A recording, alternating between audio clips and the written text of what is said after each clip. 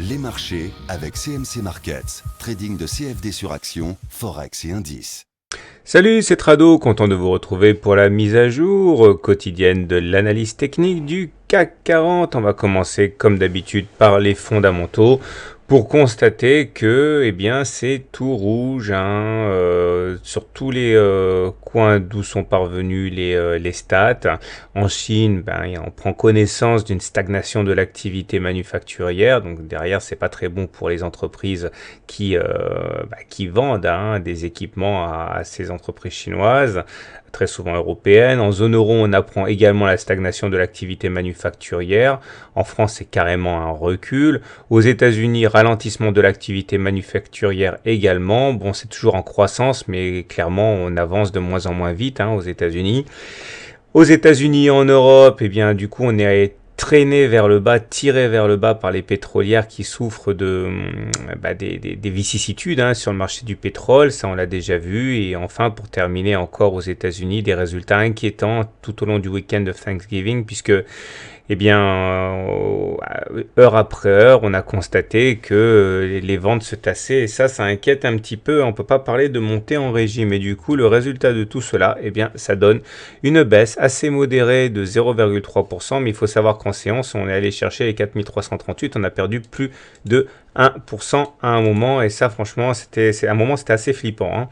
Toujours est-il que globalement c'est pas baissier, il faut bien remettre les choses dans leur contexte. On a vu déjà que le super trend était haussier, que le SAR était haussier, on est au-dessus du nuage Ichimoku avec des cours qui sont au-dessus, avec la Chinku qui est au-dessus des cours, donc on est en tendance haussière. Faut pas se tromper par rapport à ça. On a toujours nos deux sentinelles qui sont vaillantes, la Tenkan mais également la Kijun. Tant que ni l'une ni l'autre ne cède, il n'y a aucune raison d'envisager une cassure du nuage. Mais il est vrai que compte tenu de l'analyse hebdomadaire que j'ai faite sur le CAC, on sait très bien qu'on n'est pas en tendance haussière en hebdomadaire, donc on est relativement vulnérable. Alors même si en journalier on demeure haussier, il y a des signes de faiblesse. Alors, on va revenir sur cette fameuse zone de résistance dont j'ai parlé déjà toute la semaine dernière en disant que ce ne sera pas facile à passer. Ça fait quand même 1, 2, 3, 4 contacts avortés. Deux nouveaux contacts là qui ne sont pas parvenus à ne serait-ce qu'aller se frotter à cette fameuse zone de résistance. Je me demande si on n'est pas en train de faire un rounding top, c'est un sommet arrondi, ce qui serait pas très très bon. Bon, pour l'instant en tout cas. On termine avec les indicateurs techniques. Regardez comme c'est pas génial. Là, sur le momentum, vous voyez, on a une divergence baissière. Divergence baissière, pourquoi? Parce que on n'a pas fait de plus haut sur le momentum à un moment où sur les cours on faisait des plus hauts, donc ça montre la fragilité de la hausse en cours. Également, ça c'est pas trop mal, le stochastique c'est même très bien, il est toujours au-dessus de 80, donc en zone de surachat, une zone où les aficionados disent qu'il ne faut surtout pas commencer à spéculer à la baisse parce que la pression haussière est forte. J'aimerais parler maintenant des volumes qui eux n'apportent pas grand chose aujourd'hui, on est toujours sur un niveau équivalent à ce qui se passe dans la moyenne, donc pas de nouveauté à cet égard. Et maintenant, si on regarde un petit peu ce qui est assez négatif, c'est graphiquement ceci. Regardez, il semble bien que nous soyons en train de dessiner un biseau ascendant. J'avais déjà fait figurer une fois, je l'ai effacé, mais là je réactive. Alors, petit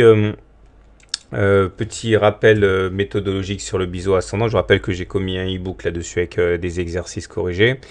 Quand vous avez les cours qui évoluent de la manière suivante et que vous pouvez tracer deux obliques ascendantes et convergentes, vous êtes face à un biseau ascendant. Il faut au moins deux contacts de chaque côté.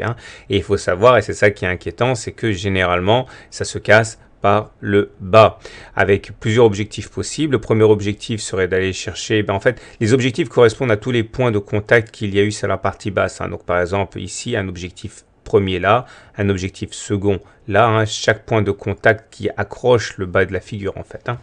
Et il faut également savoir qu'il y a un objectif théorique final qui est de prendre toute la hauteur de la figure. Si vous prenez le point le plus bas du biseau, vous prenez le point le plus haut du biseau, vous prenez la hauteur que vous reportez en dessous du point de cassure et ça vous donne l'objectif numéro 3.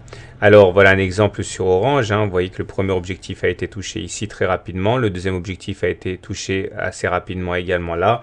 Quant au troisième objectif, c'est-à-dire la hauteur de la figure, eh bien, elle a été touchée et c'est même ça qui a mis fin au mouvement correctif. Hein. Donc, pour vous dire que les biseaux ont des objectifs qui sont assez faciles à déterminer. En tout cas, moi, si j'en parle, c'est parce que regardez, hein, ce truc là qui ressemble à un canal n'est pas un canal, c'est un biseau. Et c'est un petit peu dangereux cette histoire. Pour l'instant, on n'est pas encore en situation de cassure, il n'y a pas de doute à ce niveau, mais j'ai quand même tracé comme je le fais souvent, ma petite oblique sentinelle là sur le RSI, vous voyez, ce qui correspond à l'oblique basse sur les cours, et bien je l'ai reporté sur le même laps de temps, sur la même période de temps sur le RSI, et ça nous donnera une façon de sonner l'alerte si on devait casser, hein, donc à garder sous le coude. J'aimerais également parler un petit peu d'une divergence baissière cachée sur l'OBV. Pourquoi? Parce que regardez, on a fait des plus hauts sur l'OBV. Je ferai un petit tuto là sans doute dessus demain. Et alors qu'on n'a pas fait de plus haut sur les cours, ça c'est pas génial, hein. Ça veut dire que les plus hauts qu'on a fait sur l'OBV sont en contradiction avec les cours, c'est une alerte baissière.